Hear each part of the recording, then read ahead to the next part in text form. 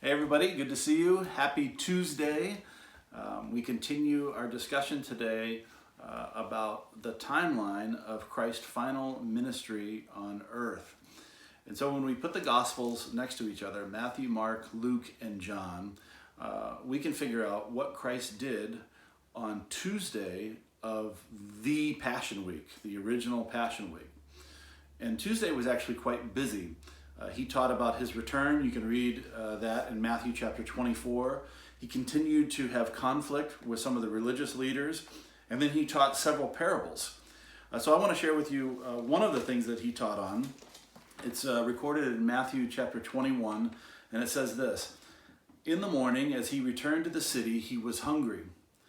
And seeing a fig tree by the road, he came to it and found nothing on it but leaves, and said to it, 'Let no fruit grow on you ever again.'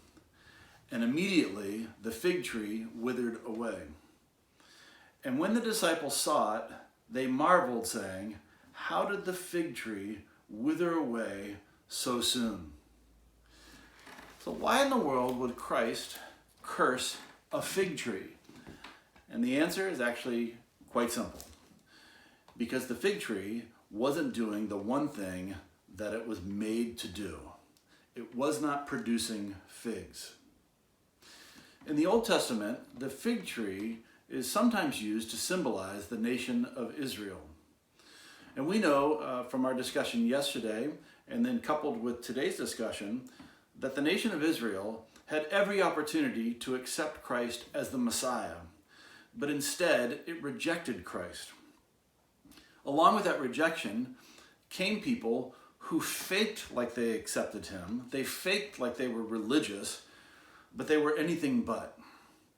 And so Christ uses this fig tree as an example of what will happen to those who pretend to be one thing, but actually turn out to be something altogether different. The fig tree had the appearance of a fig tree, but when Christ got close to it, there were no figs. There were many religious leaders in the temple who had the appearance of being followers of God, who looked the part, but they acted completely different. And Christ had no tolerance for them whatsoever. Not only did he curse the fig tree, but he demonstrated that he had the ability to carry out that judgment. When Mark records the same story, he says that the fig tree was dried from the roots up. It wasn't just that the leaves wilted, but that the fig tree was condemned and it died.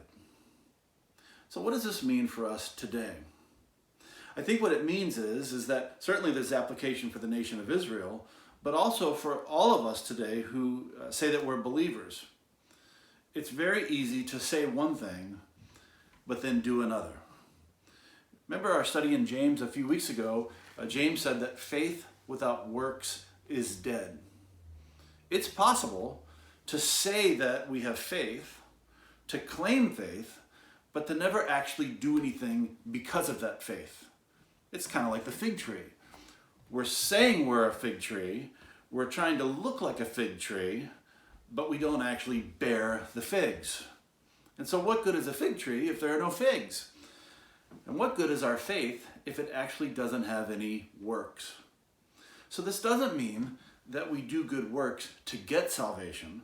Rather, it's the opposite. Salvation is by grace. Salvation is a gift from God.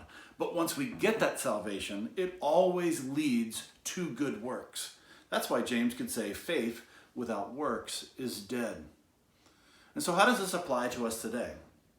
Well, I think it's quite easy to get how it applies. It's really in its simplest form, are we showing the fruits of the Spirit to the world that we're in right now? So whatever day this is of quarantine, I don't know what day it is, but are you showing the fruits of our faith to those that we are close to today? Now this can be hard because those that we are quarantining with, I'm sure we're with them because we love them. For most of us, I would guess this would be our families. But what happens after you're next to somebody every day, all day, for another day? I think we're kind of starting to feel some of that tension. And so this can be a hard thing. But the scripture says that the Spirit of God helps us to show love, peace, faithfulness, gentleness, goodness. And where do we show that? Well, right now, for most of us, we show this at home with our families. And so I want to encourage you today, wherever you're at, wherever you're self-quarantining, and for those of you who are able to go out and work, are we showing these fruits of the Spirit to those that we are around? I hope that we can do this. I'll see you tomorrow, and we'll talk about what Christ did on Wednesday of Holy Week. God bless you. See ya.